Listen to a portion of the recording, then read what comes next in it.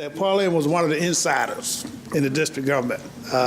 She came in as a young woman who was a crackerjack.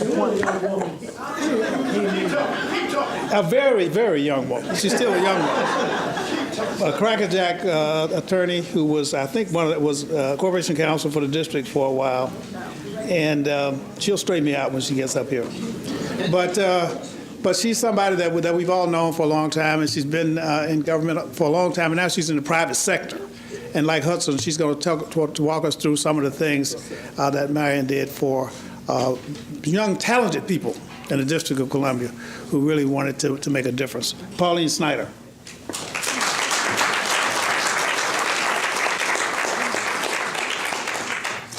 Thanks, Frank. I feel a little bit like a fish out of water here because I was not at SNCC, involved in SNCC. I wasn't too young, but I lived in the North, and my mother just was terrified. My brother went south. She would not let her daughters go. I remember sitting on my living room floor during the March on Washington, just bawling like a baby, watching it happen before my eyes, and just resenting the fact that my parents had not been willing to allow me to come and be a part of that. So I grew up in New Jersey, and yay! And remembering Marion is painful and poignant and multifaceted, and you sort of start by saying, where do I begin? Because he played a very important role in my life and who I became. We all know Marion Barry. He was an activist, some would say a rebel rouser, an astute a political strategist and unparalleled politician, an extraordinary leader of men, women, and children, a visionary and compassionate person, a selfless human being, and a relentless warrior. I first came to Washington in the summer of '64. I think that's about the time he probably got here too. I remember I spent that summer working at the Voice of America, and one of my responsibilities was to draft articles about what was going on in the United States to be shared with some of our allies overseas. I remember writing reports about what was going on in Atlantic City and the Mississippi Freedom Democratic Party's push for a seat in that convention. And Marion was there because we know he slept outside in the park, on the boardwalk. I moved to Washington to live in 1968, and that was the same year he and Betty Treadwell started Pride. I met him first in person when he was at Pride. Shortly thereafter, you may recall, he ran for school board. At the time, I had the great good fortune to be working for Dr. Kenneth Clark in an organization called Metropolitan Applied Research Center. Anita Allen was president of the school board, and Marion was needling her. So she retained Mark to develop something called an academic achievement plan for the District of Columbia schools. If only we could have implemented it might have been different here. But that plan probably represented as much of Marion's views as it did Anita's views.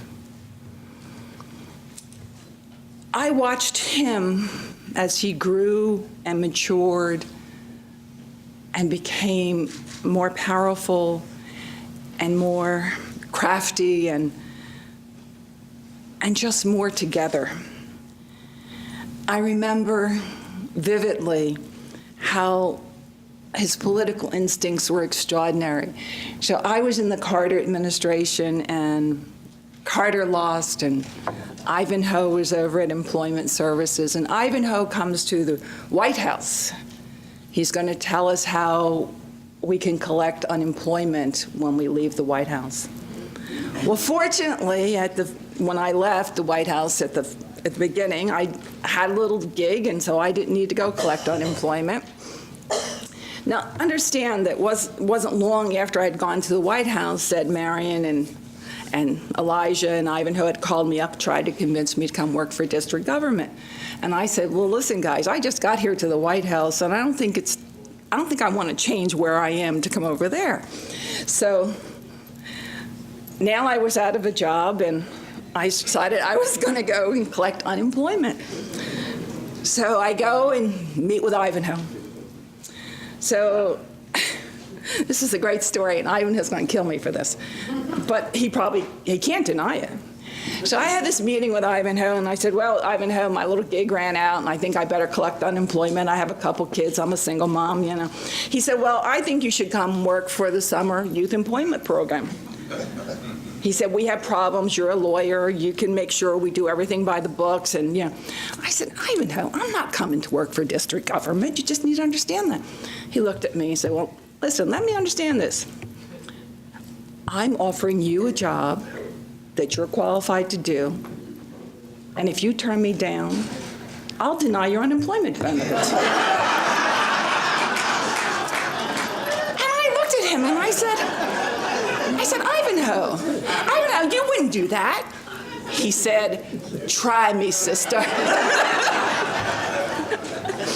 But Ivanhoe was an important person in Marion's life. He was his strength, he was his conscience, he was his guidance, and Marion listened to Ivanhoe. And the rest of us listened to Ivanhoe. After the summer at the Employment Services, Marion brought me down to the district building. Said he wanted me close.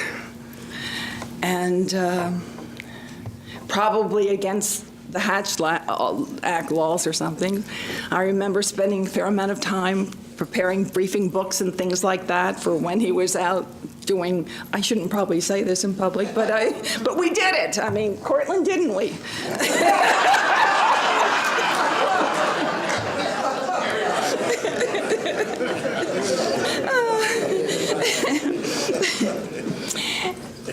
The thing that I remember most about Marion are the things that mattered most to him.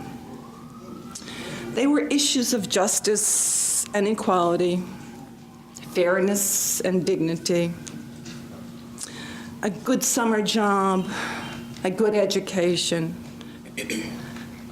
great teachers in our schools, senior housing. These were the things that he cared about, things that our residents needed, things that all of us need. Things like turkeys on Thanksgiving.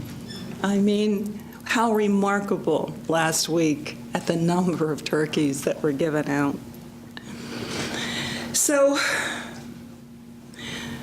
in the end, though, what I appreciate most about him, and I think when I've talked to some of my colleagues who shared time with me in the government at that time, what we cared most about is that he gave us opportunities. He had faith in us. He gave me the opportunity to run a small agency in the government when I didn't have management experience, but he believed that I could do it. And he would help me do it if necessary, or he would have anybody else to help me if it were necessary. But he believed that those people that he thought were committed and smart and loyal, that they could get the job done. He gave opportunities to people without regard to where they came from, without regard to what they'd done before they got to him. He was strategic and inclusive in his efforts to make this a better city and a better country. He surrounded himself with talented people, some of whom you've heard today, and challenged them to do what he instinctively knew that they were capable of doing. And just as he pushed and challenged himself to give more and to do more for the love of this city, the country, and the people who had placed their trust in him to create a better tomorrow for them and their children. Lord knows MB was not a perfect person in some respects, but in so many ways, he was unsurpassed, a rare gem, a selfless, giving, and magnificent human being like few before him. He will be sadly and painfully missed by us all, but in the final analysis, he can say, I did it my way.